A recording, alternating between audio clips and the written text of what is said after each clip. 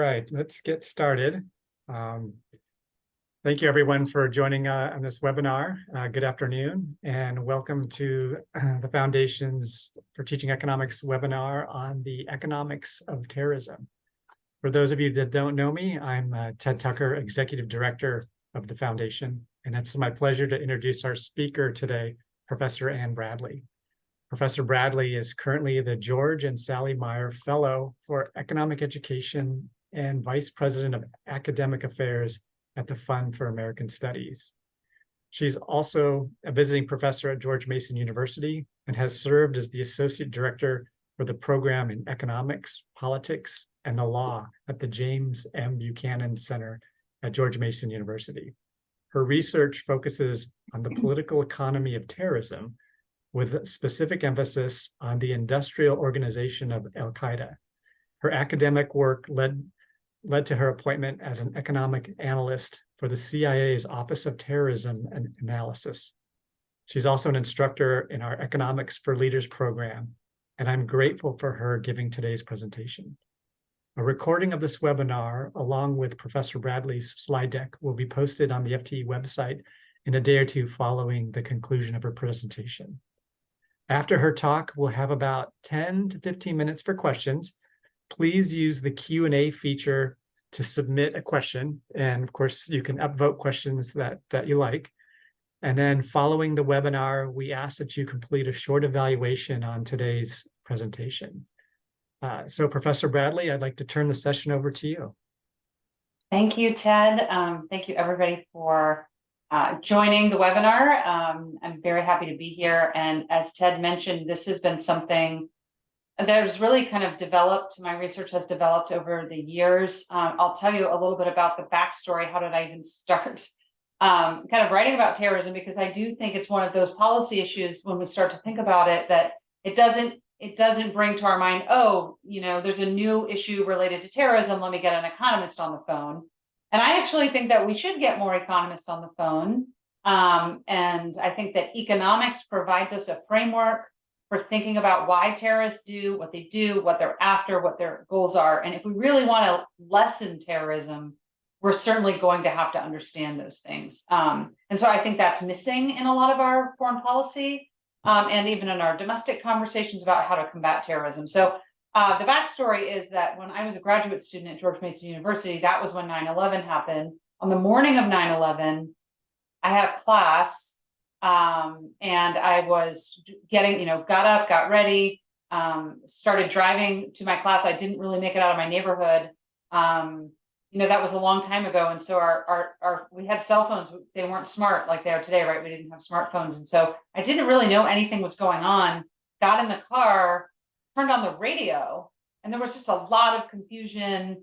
The first plane had hit New York City, the World Trade Center, and I just turned my car back around, and George Mason University was closed for a week. Many universities were.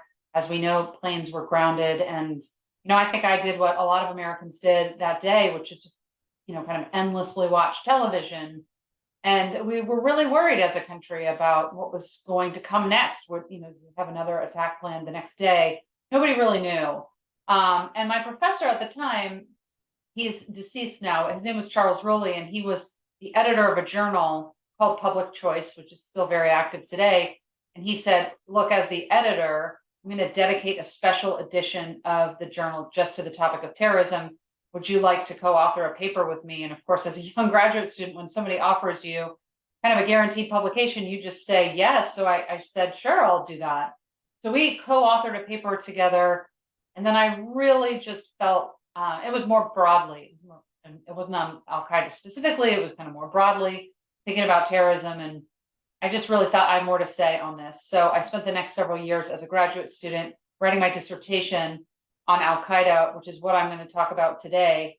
I do think that even though the details I'm going to share with you are kind of my journey in thinking about al-Qaeda, you could insert any other terrorist group and use these same principles to understand their motivations, their funding, their goals, all those types of things. And I really just think that's essential. So we're, 22 years after 9/11 at this point. We've spent a ton of money. And in some ways, the United States might feel safer from terrorism. I think it is. We haven't had any kind of similar 9/11 attack, but there's a lot of terrorism in the world. And so, from economics kind of forces us to ask questions around cost benefit analysis. And that's really my goal, is to kind of try to apply that way of thinking to understanding that just this, horrific activity. And so that's what in the next, few minutes that I have with you, I want to talk about and lay out some of my ideas and the thinking that I have on this, and then happily take your questions. So where do I start? Where does anyone start? And this is really my approach for how I teach any of the classes I teach. I teach both at the undergraduate and the graduate level. And regardless, this is particularly true for undergraduates, but regardless of the class, we have to start with human anthropology. So we have to spend the first few classes understanding some truths about human nature and some truths about economics. I'm not going to go through all that here today, but I really think it's essential for us to understand kind of why are these people doing this kind of stuff and what do we do about it. So I'm borrowing this from Ludwig von Mises, a very important economist in the 20th century. He was very much involved in what we call the socialist calculation debate. So as an economist, he was fighting the intellectual arguments, and he was kind of fighting the academic socialists. So there were people that were saying after the Bolshevik Revolution, right, that maybe central planning is a good idea. And I think that's an okay question. Maybe it is a good idea. And really the question there is, can you get economic growth when you centrally plan an economy? It's an important question. And so Mises really addresses that over a large portion of his career. I'm borrowing the anthropological points that Mises is arguing for in terms of why socialism doesn't work. And so what does he say? He says, look, we have to understand human action, that people do things for reasons. People are purposeful.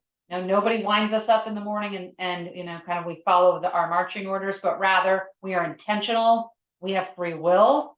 And, it's incumbent upon economists to understand that. So this is kind of his way of thinking about it. How do we understand when people decide to do something? Well, there's these three things that have to be in place. One, you're uneasy with your current state of affairs.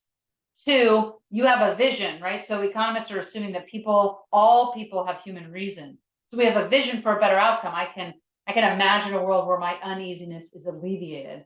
And then three, we are conscious and purposeful. So we take steps,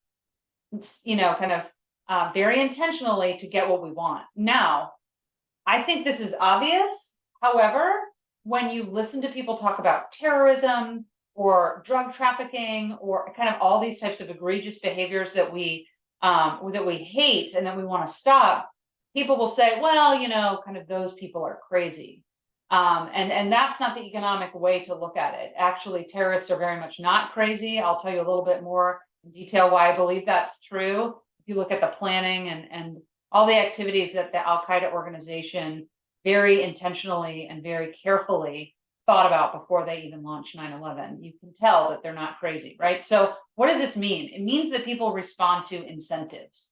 It means this gives us reason for hope, actually. Because it means that if there's a different set of institutions under which people live, they will change their behavior, right? And so we kind of really want to understand what are those institutions. And so one other way to kind of think about this is it seems like terrorism is more active in some parts of the world than other parts of the world, right? And that might be obvious to us that those parts of the world where terrorists thrive are quite dysfunctional economically, legally, politically, right? They're not democracies, things like this. And so that might be obvious to us, but I think we still need to say, these folks are not crazy. They're just very intentional. And that is actually the tragedy of 9/11, is that they were mostly successful in what they set out to do. And crazy people don't do that, right? Crazy people get caught.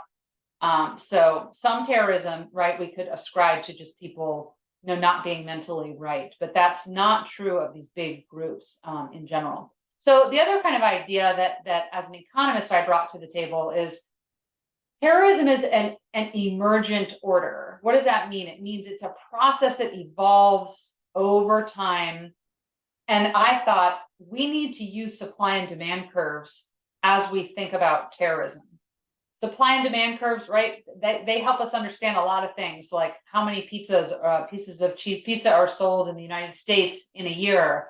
They help us understand lots of things about human choice and human consumption and human productivity. And I thought that, it would be helpful for me to think about terrorism as operating along a supply and demand curve. And when I started doing my research, again, this is 20 years ago, or almost 20 years ago, I noticed that people weren't really talking in that language. There was not a lot of academic literature on terrorism. There was some in the political science discipline, but there weren't, kind of economists saying, who supplies terrorism? Some of that is easy for us to understand, right? The people that are the terrorists, but who are the demanders for terrorism? I really wanted to understand that because one essential element of economics is this: supply is demand in disguise. And what that means is that you don't have a supply curve unless those people supplying a good or a service believe that there is a positive demand for that thing. If they are wrong about that, right, they think there's a demand for something and there isn't, they will stop producing it.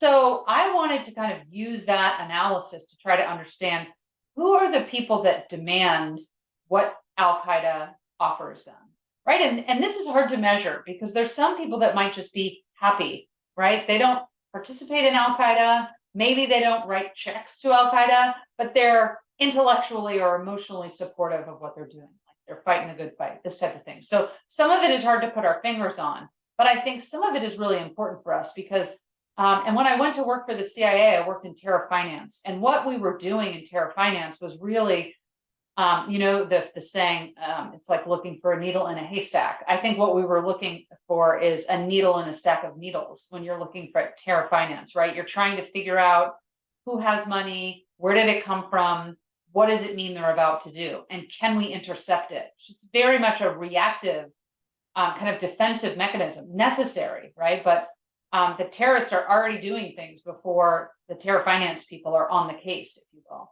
But what I thought was really important about that is thinking about the demanders, right? Who are the people that might never hijack an airplane and run it into a building because the personal cost to that person is very high? They wouldn't die for the cause, but they might write a check, right? And so what we know about al-Qaeda and other terrorist groups is they have multiple streams of funding. Sometimes it's donations, sometimes they're selling things on the black market, sometimes they're selling things on legitimate above ground markets. So it's really hard when you're on the terror finance side trying to put together their portfolio because they're really good at hiding their assets and they're really good at hiding the transfer of those assets. So it's a hard thing to figure out, but I think an important conceptual way for us to think about, okay, if there's a downward sloping demand curve for terrorism, what does that mean? It actually means that at some point, terrorism could become too expensive for me to demand, right? And I might switch to something else. And that's an important concept, right? Because I do think when we're talking about terrorism, we're really never going to get to zero terrorism. We've never had zero terrorism. I don't like that language. I understand sometimes it's just rhetorical, but I think it's a bad thing to suggest that the United States government is going to engage in the war on terror until there's zero terrorism, because it's not possible to have zero terrorism. So it's a policy goal that potentially has an unlimited budget associated with it, and we don't have unlimited resources. So we actually have to think about how to allocate resources towards this problem, which is a serious problem. So not trying to diminish the seriousness, but to say that we don't have unlimited resources to fight that. So how can we be more careful in our targeting of terrorists, both in the short run and the long run? So I'm going to talk a lot about that. I think a lot of what we've done in the war on terror is focused on raising our defenses against terrorists, infiltrating and intercepting what they do, which is important. But at the end of the day, if we want less terrorism, we have to see a negative shift in the demand curve, right? A backward shift in that demand curve, which means that people who demand terrorism themselves have to decide that they don't want to support terrorism anymore. And that's a bigger social, economic, legal type of question. So that kind of led me, and I just came out with a book about a month ago with some co-authors, where kind of we have a more broad, it's a broader book. It doesn't just look at al-Qaeda, but we're trying to kind of look at the political economy of terrorism in general. And one of the problems is that, just defining terrorism is really tough, especially as a matter of policy. So there's a couple of I think, important points as we're defining it, because we can't fight something that we don't know what it is, right? Or we can't define it. And the problem with the definitions is that you can't call everything you don't like terrorism, right? If somebody breaks in your house in the middle of the night and steals your purse, that's bad, it's criminal, but it's not terrorism. So you can over-define it. And in over-defining it, it kind of loses its meaning. And so really trying to carve out a definition is challenging, and the United States government has had a tough time with it. So there's a couple of things I wanted to point out. One is that there's not a single cause, right? It's not poverty, it's not lack of education, it's not just like one thing, that if you can identify that one thing, member of a certain religion, that means they're going to be a terrorist. And it also doesn't occur in a vacuum. And what I mean by that is that all these overlapping institutions in which people live, economic institutions, legal institutions, cultural institutions, religious and political institutions, all of that matters for the formation of people who decide they want to be terrorists, right? So it is a response to the meaning that they establish or espouse to their own environments. That doesn't mean that we agree with them, right? So none of this is suggestive of, kind of al-Qaeda really does have a point. No, I'm not saying that. But what I am saying is they believe very much in what they're doing, and we need to understand why. Writing them off as crazy doesn't help us, and it's economically unsound. And so we can't do that. And so when we started to look at this, we thought, gosh, there are many, many working definitions within the US government. So there's the Federal Criminal Code, the Patriot Act, the FBI, the DOD, the US Army, they all have different definitions. So, we could have written a book on the definitions. By the way, as I mentioned, when I first started doing, when 9/11 hit, there were not a lot of economic journal articles on terrorism. I think in the past decade, there's like 10,000 articles just by economists on the issue of terrorism. It's some huge number. And so everybody's writing about it, which is a good thing. But people are wrestling with all these different aspects. So what is it? We went with the State Department definition. Terrorism is premeditated, not an accident, right? It's premeditated, thoughtful. It's politically motivated violence perpetrated against non-combatant targets by subnational groups or clandestine agents. And so there's a couple of things there that are pretty important. One is that it's thought out, it's planned in advance, right? And terrorists are advocating for some form of social change. It could be explicitly political, it could be religious change, it could be economic change. And I'm going to talk a little bit more about what motivated al-Qaeda later. But social change is what they're after, right? And we wanted to look at groups that are not arms of a state. The states have a lot more resources than individual organizations that are formed for the purpose of engaging in terrorism. So in our own research, we're kind of really looking at those organizations that are self-starters, and al-Qaeda is certainly one of them. That's not to say that they never receive any assistance from a government, but they're not an actual arm of a state. We would classify that differently. So I wanted to spend a little bit of time talking about al-Qaeda, what they did, where they came from, all this kind of stuff. And you basically see the emergence of al-Qaeda during the Soviet invasion of Afghanistan, which starts in 1979, and in particular in Afghanistan ends in 1989. During that time, the CIA engaged in what we now know as Operation Cyclone. Operation Cyclone channeled both monetary resources, munitions, training to through Pakistan's ISI, which is their intelligence agency, to the Afghan Mujahideen who were fighting the Soviets. And so bin Laden, who is the leader of al-Qaeda, comes kind of alive at this time in terms of being the future leader of al-Qaeda. He is very motivated by his mentor to go to Afghanistan and to be boots on the ground fighting against the Soviets. So he's not a Marxist, and he wants the Soviets out of Afghanistan. That's his motivation. Operation Cyclone is incredibly well funded, hundreds of millions of dollars a year, and it goes on even after 1989. So this is a pretty substantial intelligence effort to support the fight against the Soviet expansion. Here you see a picture. This is Ronald Reagan. He's meeting with different Pakistani diplomats. And this is kind of when these negotiations were taking place. So in this time frame, al-Qaeda emerges. In 1988, they are founded, and they are founded by these three people: bin Laden, who is the name you know, Abdullah Yusuf Azam, and Ayman al-Zawahiri. Azam was a spiritual mentor to bin Laden, and al-Qaeda is a version of ascribes to Sunni religious beliefs, and Azam was a very much a radical who believed in violent jihad, right? So violence against non-combatants for the purpose of kind of extending the Muslim caliphate, which was their at least kind of part of their spoken goals. Al-Zawahiri, he was a surgeon, he was well educated. He was also kind of a top lieutenant when bin Laden died. Zawahiri took over. All three of them are now deceased. Azam was killed by a car bomb in 1989, I believe, and Zawahiri was killed last year through a drone strike. And this has radically altered, going back to the death of bin Laden, radically altered the organization of al-Qaeda. I think that's really important.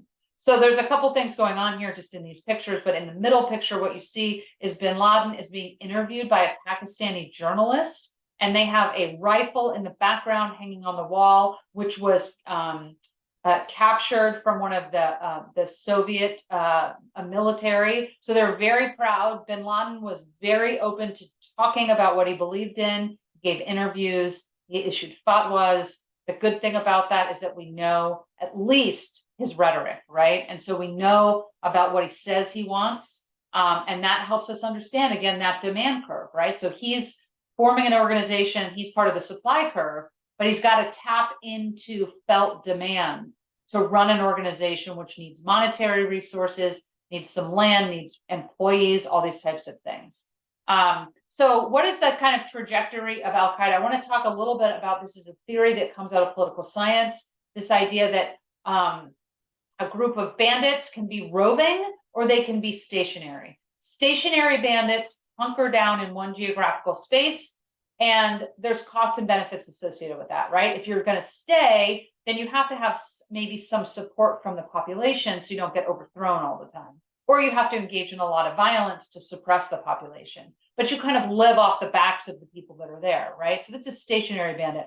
A roving bandit is a bandit who kind of pillages, plunders, and leaves. Pillages, plunders, and leaves. So we can look at the behavior of drug cartels, and we can use this model to try to understand what they're doing, dictatorial regimes, things like this. So I wanted to use that model to try to kind of think, what did al-Qaeda want, if I can really know that, and then, what did they end up doing? And so, basically bin Laden formed with these two men, al-Qaeda, in the late 80s in Saudi Arabia. And bin Laden was a billionaire's son, which is really remarkable because he could have had a very different, kind of a complete life of leisure. He was connected to the political class. He had, these types of things, and he chose obviously a very different path. And so as he becomes more radicalized and he's radicalizing his group, he gets, from pressure by the United States, he gets kicked out of Saudi Arabia, his home. And he ends up going to Sudan, where he stays for a time. And he and his organization are kicked out of Sudan in 1996. And they ultimately settle in the Taliban-dominated Afghanistan. In the beginning of that time period, the Taliban and al-Qaeda cooperated with one another, but they had a falling out pretty early on. And so they worked as independent, kind of stationary bandits. So my own take on this is that it seems to me that it would have been lower cost in some ways. And I think bin Laden desired to stay in Saudi Arabia. He offered to help the Saudi government at different times and was rejected by the Saudi government. And so part of his gripes were that the Saudi government was becoming westernized. When Saddam Hussein invaded Kuwait, for example, bin Laden offered his fighting forces and his organization to help the fight against Saddam Hussein. And he was rebuffed by the Saudi government, which he viewed was as an apostate government, not true to his religious convictions, and becoming westernized. So in his evolution, religiously and ideologically, he grows ever anti-Western. Here you have I wanted to put a picture of it. This is the flag of al-Qaeda. So al-Qaeda is acting like any other organization might have to act, right? They need to recruit money. They need to recruit people. This requires them to have kind of goals and mission statements, if you will. So when Ted earlier mentioned, the industrial organization of al-Qaeda, that's what I was trying to look at, is the theory, the theory of the firm, the theory of the bureau. I wanted to understand how they were able to sustain themselves. Well, this shows you that they had a marketing campaign, right? They had to have a flag, they have a logo, they have a name. All these things give them an identity. It allows them to raise sympathy. It allows them to have an identity for what they stand for. And so that's really important to an organization like this. And it's really important to al-Qaeda. So al-Qaeda engages through the 90s in lots of practice that would ultimately lead to the 9/11 attacks. For most Americans view the era of terrorism as starting at 9/11, and it really goes way back before that. They are practicing. There's embassy bombings, the U.S. Cole, the original attack on the World Trade Center. So 9/11 is the culmination of a lot of practice from al-Qaeda. And again, during this time, this ever anti-Western, anti-capitalism, anti-US government, all these things are growing. And he's fostering those ideas within the organization. So when I mentioned before, terrorists are rational.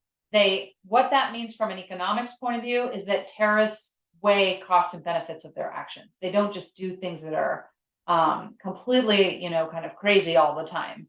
And so when the 9/11 Commission report was declassified, which I was a young graduate student, and that really helped me write my dissertation, I learned a lot about this calculating nature of the leadership of al-Qaeda. They don't want to do stupid things. Most importantly, the goal of terrorism is to terrify.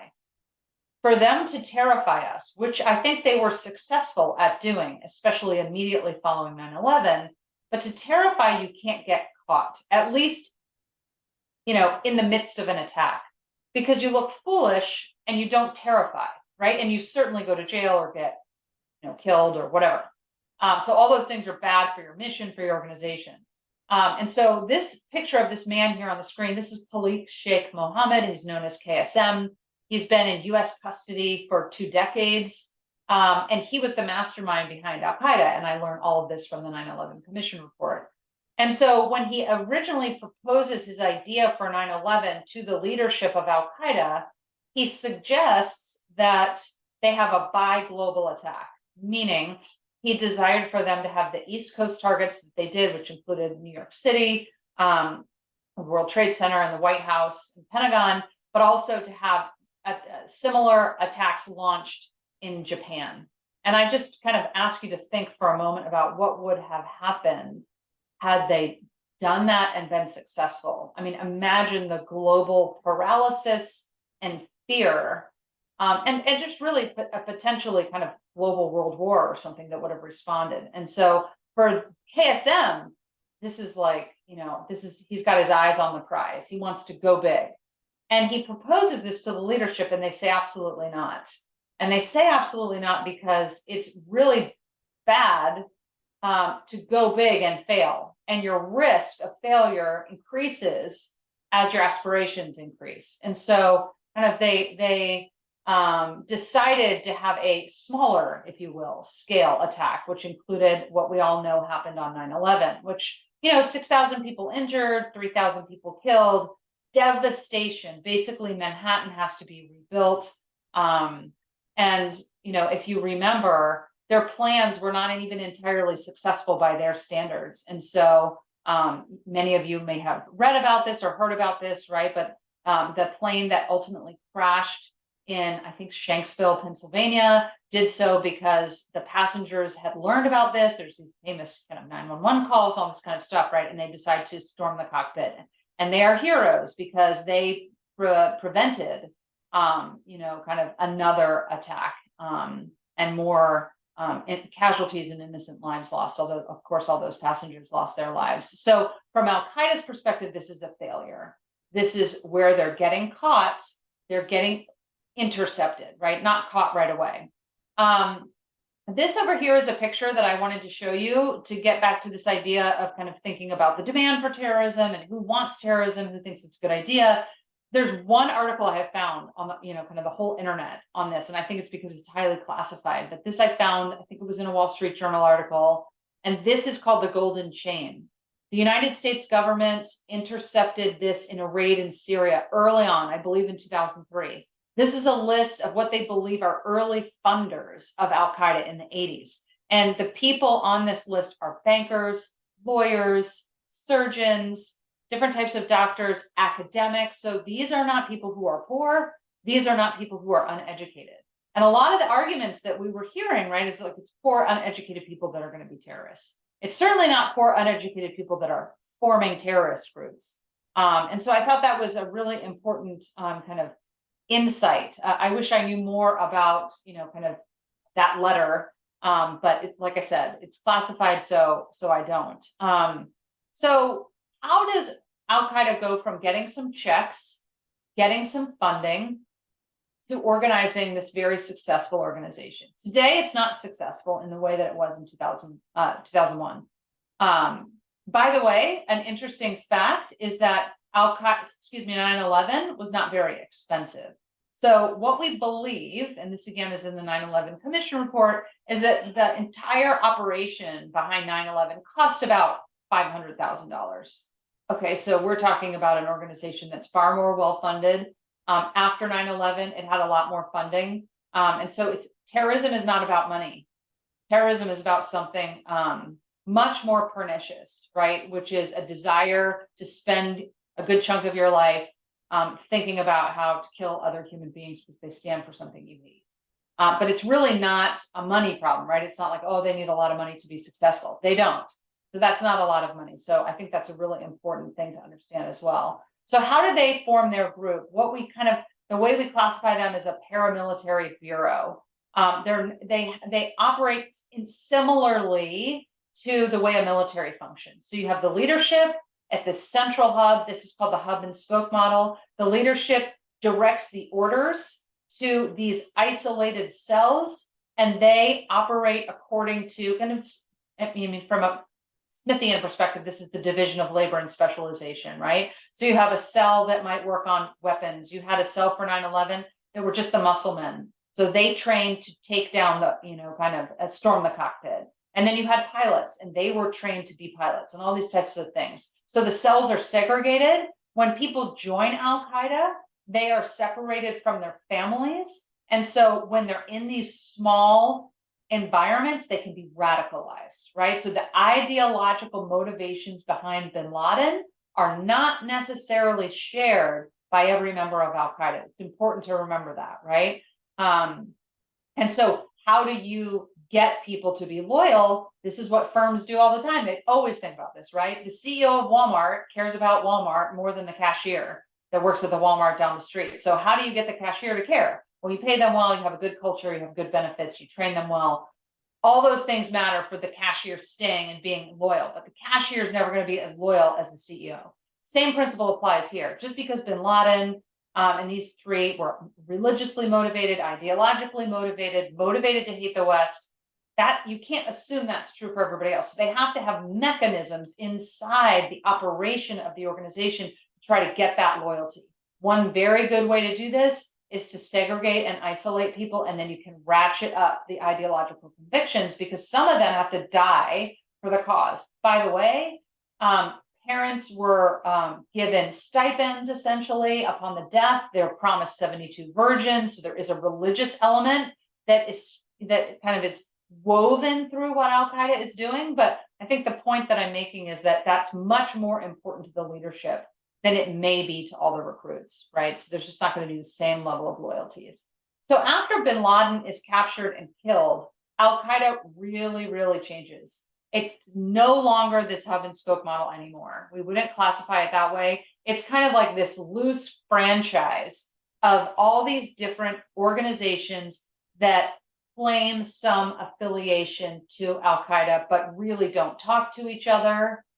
Most of them, they have different convictions, they have different goals, and lots of what these organizations are dedicated to is regional terrorism. What al-Qaeda did on 9/11 is classified as transnational terrorism, right? So most of these smaller, loose affiliates are not, they don't have the same goals that bin Laden did prior to 9/11. That's not to say they might not enjoy to see that happen, but it's not part of their tactical or strategic daily operations. They're really fighting battles they face regionally. So all of this kind of results, and I'm going to wrap up in a moment so I can take your questions.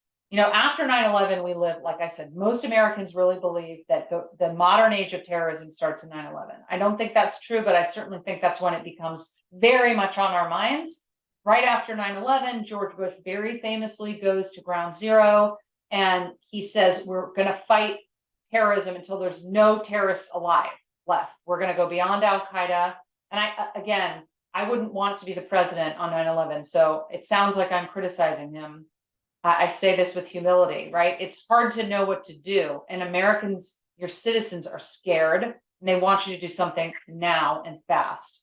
And I understand that, and that's normal in a crisis. But the problem is a lot of the policies that came after 9/11 were not very well thought out. The Patriot Act itself, I don't know, it was like 35 days or something from 9/11. So it wasn't a well thought out idea. And we kind of have given the government kind of a blank check in some ways to just kind of continue fighting this forever. But, if you go back to the language of 9/11, that seems to have been the goal. We're just going to fight terrorism until there's no terrorism. And what's interesting about that, if you look at this, when we think about the effects of the war on terror, there's more terrorism fatalities, there's more terrorism activities in the post 9/11 era across the world. In fact, there's terrorism today in places that there never was terrorism before. 25 years ago, Nigeria didn't have a terrorism problem. Today it does. Boko Haram is very active.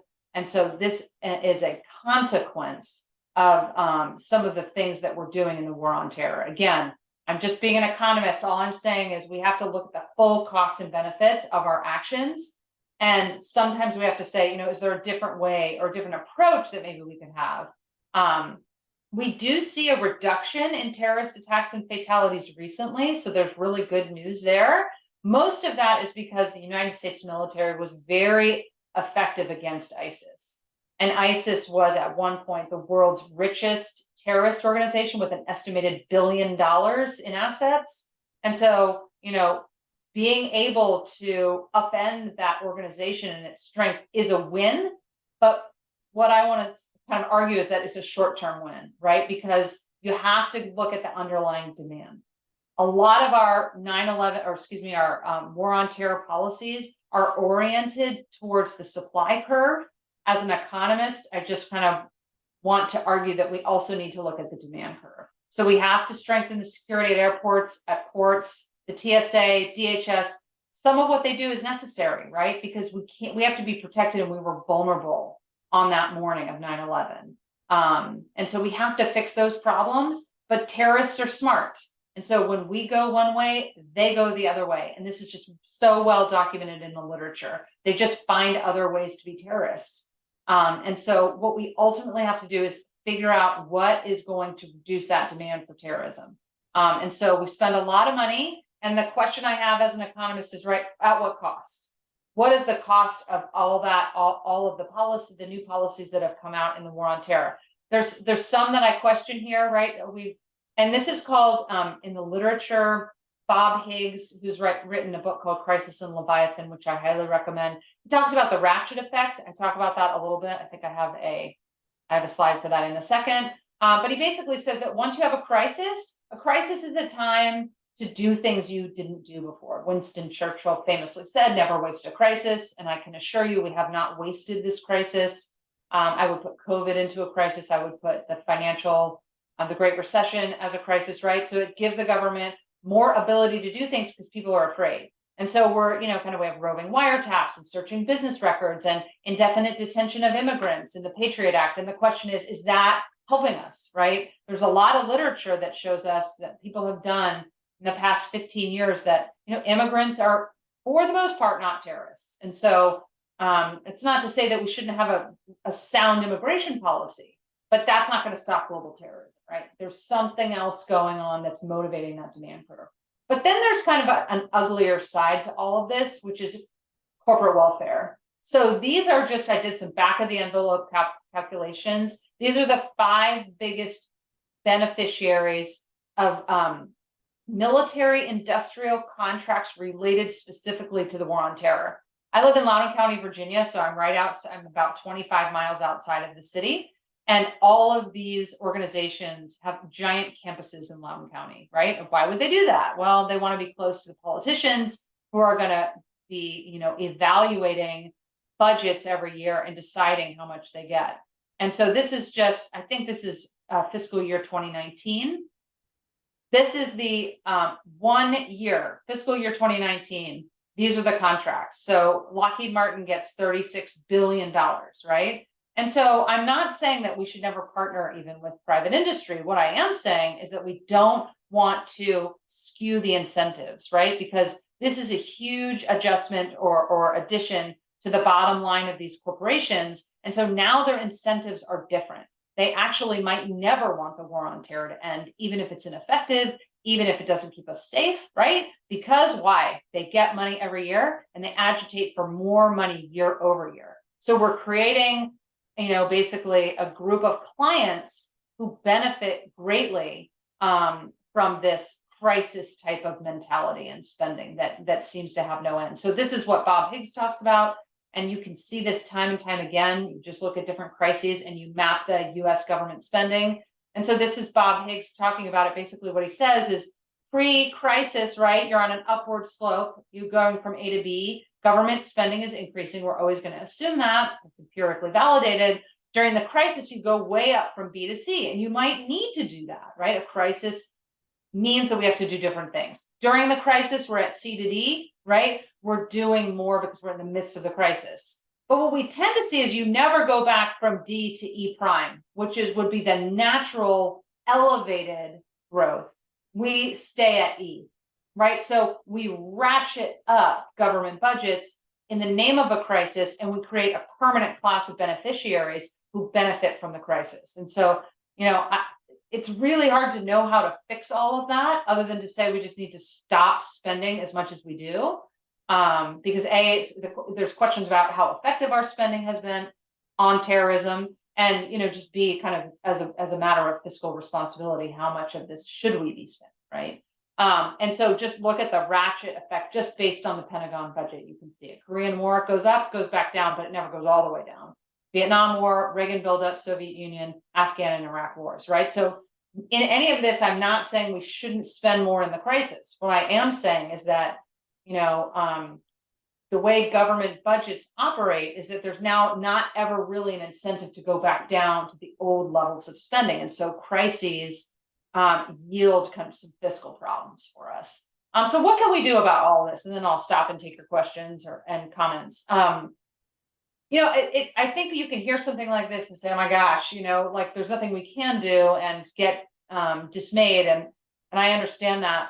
I think that the answer is a little bit more nuanced than that. I don't think that there's nothing we can do. But what economics teaches us is we always have to weigh cost benefit analysis, right? And so if what we're doing, if the marginal cost is greater than the marginal benefit, economics teaches us what? Stop doing it. That doesn't mean do nothing. That doesn't mean pack up our bags, right? We have to live with terrorism forever. That's what she said. So let's not do anything. No, but it's how can we be better at using our resources to actually think about not just targeting the supply curve, right? The supply curve is about, I'm going to make it harder for terrorists to give each other money, which is what we do in terror finance. I'm going to intercept terrorists. I'm going to hunt down bin Laden. Hunting down bin Laden was effective. It ultimately resulted in his death. His death certainly just completely dissolved the former al-Qaeda, because he was a large, charismatic kind of cult of personality within the organization, and he made that organization very effective. In the wake of his death, it's never been the same. So that defensive stuff that we do can be very valuable. But all I'm arguing is that that's not all we're able to do. So I just, as a thought experiment, I said, let's look at the top countries for terrorism and look at their economic freedom scores, right? This is kind of a way to look at the prosperity levels, the market economies in different countries. And if you look at it, basically it's scored from 0 to 10. These are some of the worst performing countries in the world that have the most terrorist activity. In fact, Afghanistan and Yemen don't even show up on economic freedom because we just can't even reliably look at their data. So these are the most immiserated economic and, kind of from an economic and political perspective. This is where terrorists love to be active, right? Because they are legitimized often in their pursuits. There's no legitimate government that can stop them. There's no standardized political process that they can kind of adapt to, right? So this goes back to the definition. They are after social change, and the way to be in a, kind of these countries allow kind of terrorism to be an effective mechanism for social change. So some of what we can do, I think, is try to think about how to develop economic freedom in those countries. That is not something the United States can fully control, right? Because if we could, we would have done that in Afghanistan 20 years ago. We would have said, we're just going to help you get, really good market economies and democracy, and then we'll see you later. This has to be endogenous. It's endogenous to the people. It's endogenous to the country. There's, in some ways, little the United States government can do to make Afghanistan free and rich, right? We can't do that, but there's certainly some things we can do. And we could trade more with Afghani people, for one, right? Because trade is an avenue for economic development. And so lots of these countries are stuck in theocratic autocracies, and people just don't have a lot of ability to grow their income. In fact, my neighbor is from Pakistan, and she said basically that what she's told me is, only the top 1% of citizens in Pakistan are even able to leave. So you can't leave. It's very hard to leave unless you're just kind of completely stuck. So how do we think about developing those economies? I think that's can and should be part of our focus. And what that will allow us to do is not only focus on the short game, which I think we spent a lot of time on in our policy, but think about the long game. And so my parting words here are, let's not play whack-a-mole. So if you ever played that arcade game, right? You whack the mole, and it goes away and you feel victorious, but then it comes back up in another form or another place. And I think that's what we see when we look at those maps of terrorist growth over time. We're whacking the mole, and we feel good about that in the short run because we do have to protect ourselves. But the long run, we want that demand for terrorism to be reduced. And so I think we have to get out of the whack-a-mole and think kind of in a more nuanced way about what to do. So I don't have all the answers about what to do, but part of what I wanted to do in this research is just kind of shift the conversation, which I think will allow us to ask. So I'm at time, I think. I'm going to stop and questions.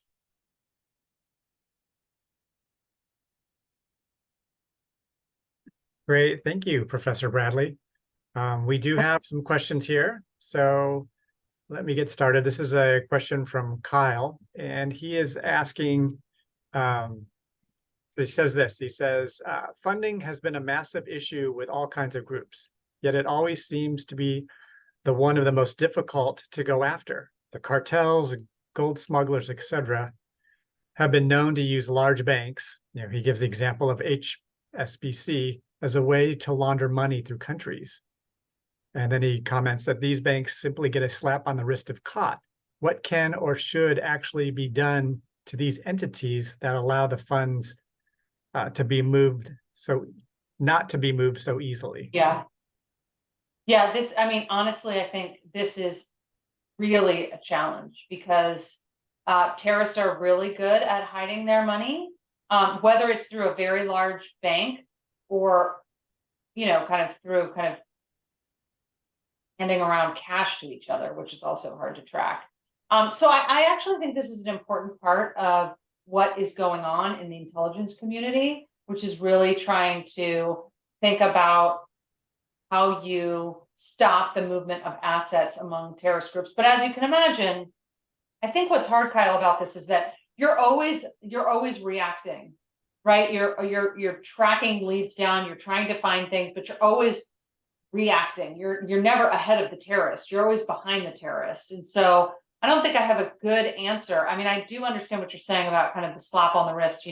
Is there something, is there a more harsh punishment that we can use, which would disincentivize banks to aid and abet, or even if they're not knowingly do that, but just incentivize them to be kind of more careful about clearing their customers. And so I do think that that goes on. I mean, the Treasury Department works very hard with the intelligence community to try to designate terrorist organizations and groups and freeze their assets. Now, again, I do think that the freezing of the assets, it's only temporary, right? You can slow them down, but you're not really ever going to stop them.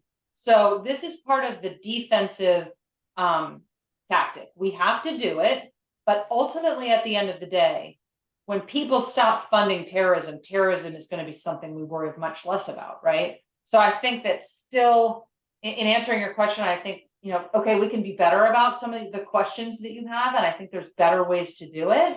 But at the end of the day, it's still the whack-a-mole, right? We still just ultimately have to be thinking about how to shift that demand curve backwards.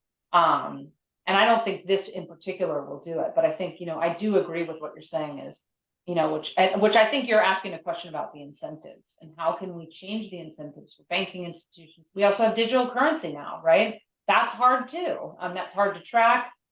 So there's a lot of problems here in terms of, that's why I say you're like looking for a needle in a stack of needles. It's incredibly hard to do and it takes a long time. And they're always ahead of us. So there are probably some things we could do to get better. And hopefully, kind of the people that do those things are working on that. Good question. Here's a question from Hunter. Hunter's asking, as we see the population mature in the Middle East, do you think the demand and supply of terrorism and terrorists there will decline? Yes, I mean, that is such a great point, right? Because so I just talked about maybe some of the downsides of living in the digital age, right? Tracking the terrorists' bank accounts, it's very, very hard to do. But the upsides of the digital age are massive in this regard, I think sociologically. And here's why.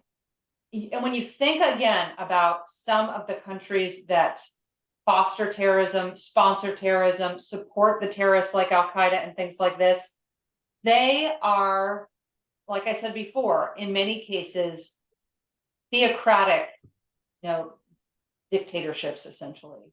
And so they don't want that outside filter. They don't want that. They don't want people to know how great it is for women in the West, right? So for women in the West, I can pick my own clothes out in the morning. I can drive a car. I can have my own bank account. I can get out of a bad marriage. I can marry who I want, like all these things, right? That are huge.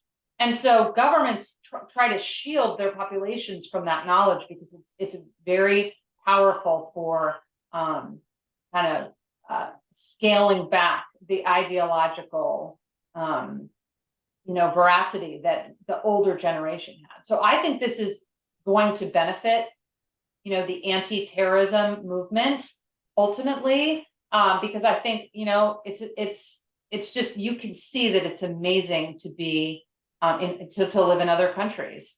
And so, we hope that that's the case. I also think, by the way, that, trade is an avenue to this. So one thing that's very interesting, a country that's interesting to watch is the UAE. The UAE deeply desires to be a tourist destination, and it is for lots of Europeans, right? Saudi Arabia, we're watching now. They also want in on this action. Why? Because it pays very well. You can build all these hotels, malls, spas, everything that people want on vacation, right? But people aren't going to go to Saudi Arabia if, you just disappear one day. Or, as a woman, you weren't wearing the right clothes or you weren't doing the right thing. And so the government can just kind of take you off the streets. And so this is what has happened in the UAE, is that it's the clashing of, antiquated cultural norms and modern commerce. And really what tends to win out is modern commerce, right? So you go to the UAE, and I mean, I was there, it was a long time ago, but it was an amazing, wealthy, thriving place that was kind of very quickly trying to shed some of those old traditions. Why? Because again, nobody wants to go there if it's dangerous or scary or you can't do anything and you're afraid of if you do something and it's the wrong thing, something bad will happen to you. So, that population maturity And the rising generations, which have access to cell phones, they have access to the internet, more and more so. I think this is a really good thing for, again, changing the ideological preferences, which ultimately that's going to shift that demand curve. So I think that's a great question. And I think really, really important. Okay, great. Thanks, Professor Bradley. I think we've got time for one last question. And this is, and if I pronounce your name incorrectly, I apologize, but I think it's Mitali is asking, how can economic education and awareness play a role in preventing the recruitment of individuals into terrorist organizations? Are there examples of educational initiatives that have shown promise in this regard?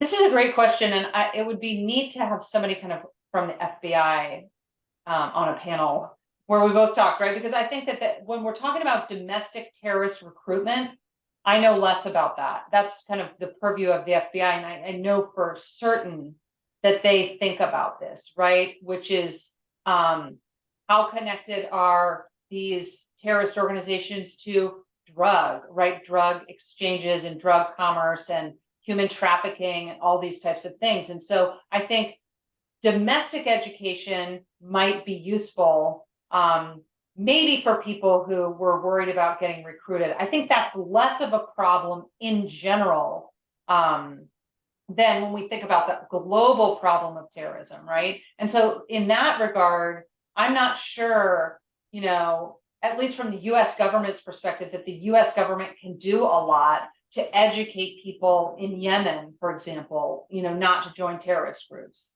Now, I do think that has been part of the strategy, right? We call them hearts and minds campaigns. And so maybe it's less about economic education in that regard, right? Like terrorism is bad for you. It doesn't pay. You're imposing negative externalities on everyone, all this type of stuff. But rather, hearts and minds campaigns, I think, can be very effective. And I think about, for example, the solidarity movement, this was a movement about ideas. It was a movement about freedom, that freedom is important. Freedom is worth fighting for, and you don't have to live oppressed by this,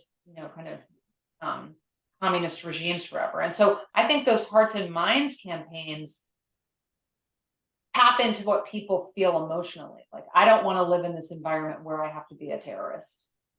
Think about living in Afghanistan right now.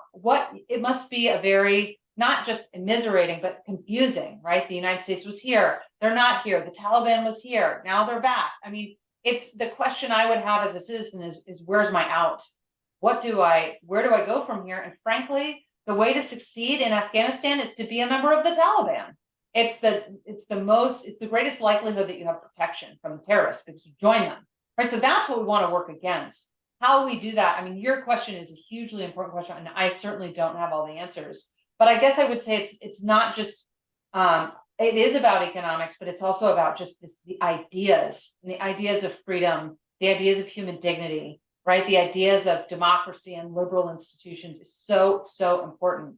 And so any way we can advance those ideas is the best form of education we can do. And I don't think it's formal education. Like, I don't think it's going to happen in a classroom as much. I'm talking abroad, right? Some of it will, but some of it is just kind of cultural changes and shifts. And I think globalization is hugely on our side here. Globalization brings the goods, right? And people want stuff. They want to eat dinner. They want options. They want choices. And so I think it's both inside the classroom, but also it's just a big cultural battle of ideas that we need to kind of really take seriously. That's a great question. I'm sorry I can't fully answer it. I just don't know. All right, great. Well, thank you very much, Professor Bradley, for your time